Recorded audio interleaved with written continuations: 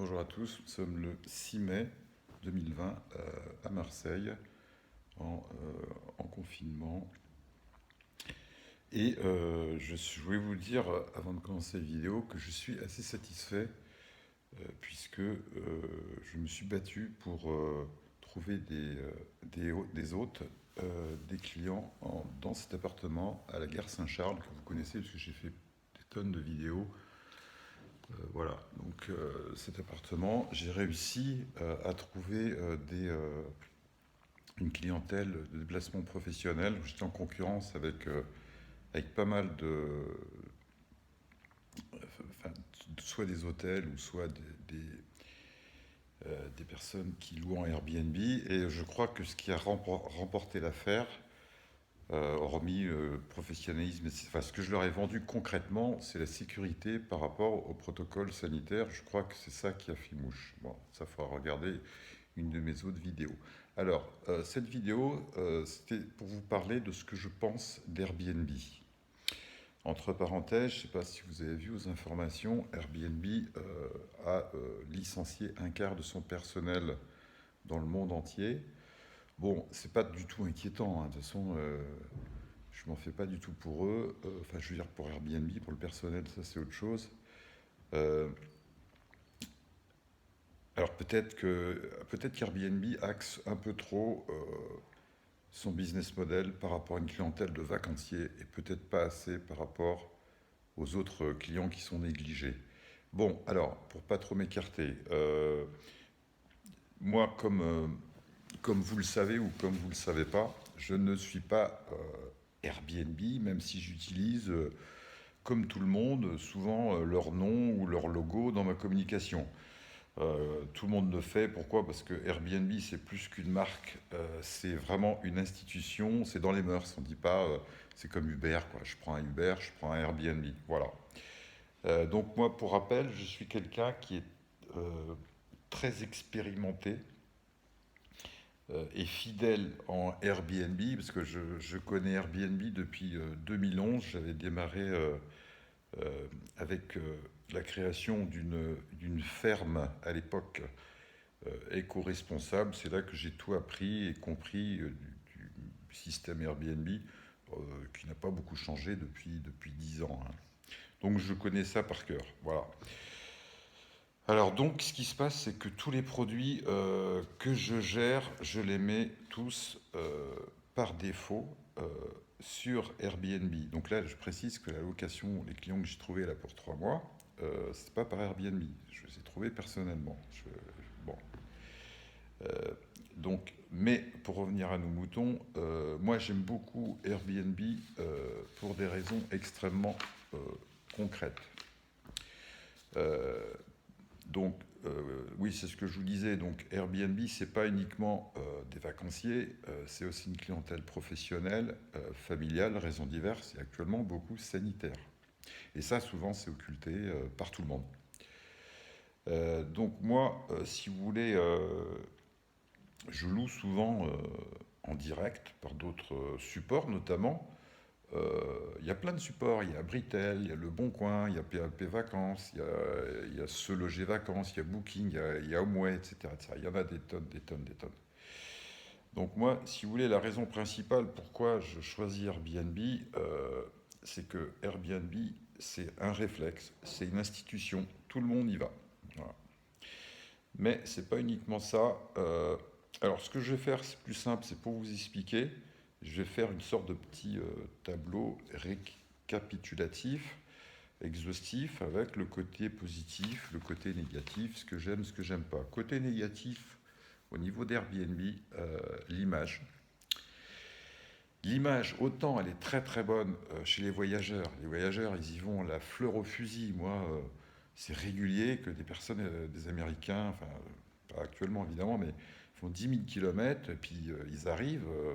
Si c'est pas moi qui préviens, si je les appelle pas, ils sonnent à la porte au dernier moment. Il y a une confiance qui est absolument absolue, une très très bonne image chez les voyageurs, mais absolument désastreuse chez les copropriétaires. Chez les syndics, chez les hôteliers, etc. Disons que quand on fait du Airbnb, on a vraiment une image mercantile, et marchand de sommeil. Ça, c'est ce que je déteste. Voilà, c'est comme ça. Ils devraient soigner un peu cette image, mais bon, je ne suis pas là pour leur donner des conseils. Ce que j'aime pas chez Airbnb, c'est qu'ils font quand même une concurrence déloyale. Bah, je le dis, hein, je le pense personnellement. Même si je m'en plains pas, je le pense. Concurrence déloyale par rapport aux hôtels, par rapport aux normes et tout un tas d'obligations qu'ont les hôtels, alors qu'on peut faire du Airbnb dans une caravane, une tente, n'importe quoi. On voit tout. Bon. Troisièmement, ils ont un business model que je trouve qui est un peu trompeur, avec une image communautaire, partager des valeurs, etc., un peu bisounours, entre guillemets, alors que derrière, Airbnb, c'est une grosse GAFAM, comme Google, Facebook, etc. Il ne faut pas se leurrer. Bon. Ah oui, ce que j'aime pas trop, c'est au niveau des conditions générales. Les conditions générales sont beaucoup trop favorables aux voyageurs et pour les autres, des fois, moi je me suis fait piéger, enfin j'ai failli me faire piéger, j'ai bataillé pendant un mois à cause d'un voyageur qui avait lu par cœur les conditions générales, il a essayé de me piéger. Au début, il a réussi. Il m'a mis une sale note, il m'a mis un, vous savez, il y a un système de notation Airbnb, 1 sur 5 partout.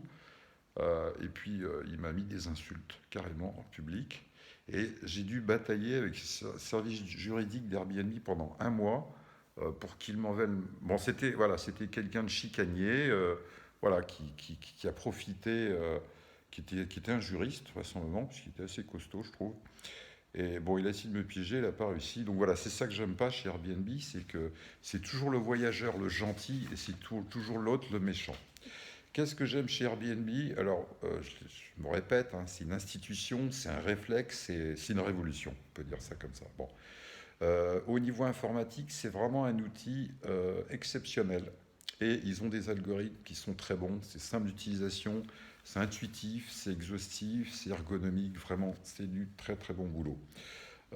Pour tout ce qui est pilotage, on a un outil CRM gratuit et ultra performant pour seulement 2% de coût, donc c'est pas très cher et ça permet de gérer, piloter facilement. Je crois que c'est 175 appartements, je crois, par contre. Donc c'est infinitésimal.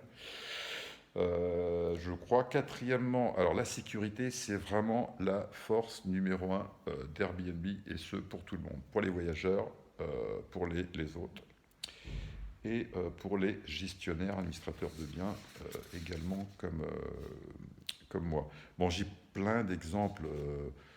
On n'a pas le temps, ça fait déjà 8 minutes. Bon.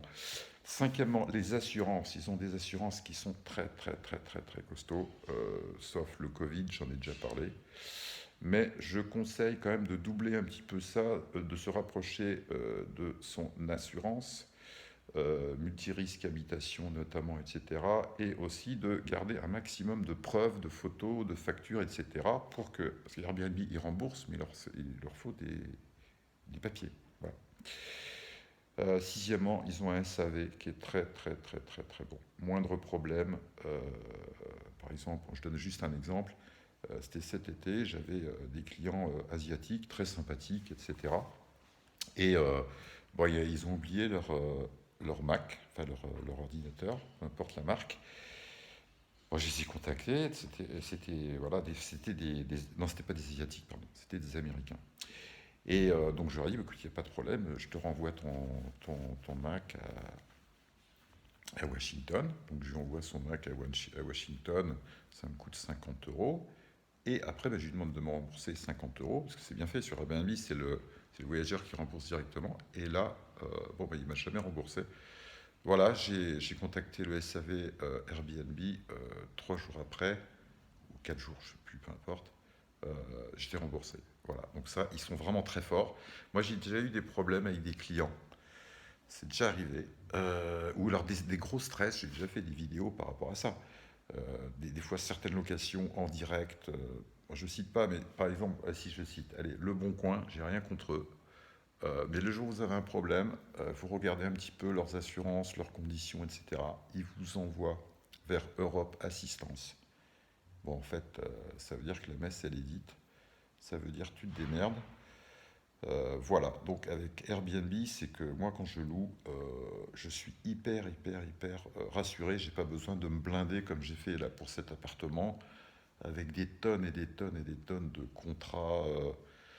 Bon là ça va, c'est une société, ils payent d'avance. Bref, avec Airbnb c'est pareil, on est payé tout de suite. Ouais, j'ai oublié de le dire ça, tout de suite. Le client il l'a, c'est payé, pas de souci. Bon, voilà. Bah écoutez, merci de votre attention et puis à très, peut-être à très bientôt.